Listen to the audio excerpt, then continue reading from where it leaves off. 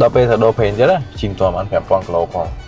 ហើយម៉ាសិនណាគេត្រូវដូររៀងរាល់6ខែឬក៏5000គីឡូម៉ែត្រម្ដងអញ្ចឹងមិនថាបើឯងប្រើបាន6ខែមុនឬក៏5000គីឡូម៉ែត្រផងនេះក៏ត្រូវទៅដូរដែរពីម៉ាសិនហ្នឹងឡើងខ្ញុំទំដូរឲ្យម៉ាសិនមិញដែរហ្នឹងឥឡូវទៅដូរឲ្យហ្មងខ្ញុំជូនទៅ អូខេ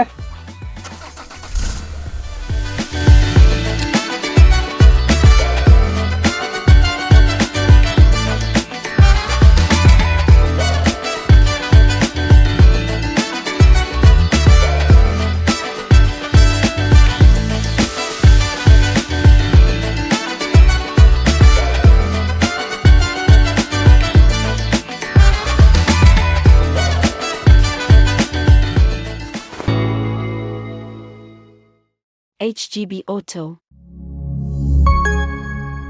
Enriching experience.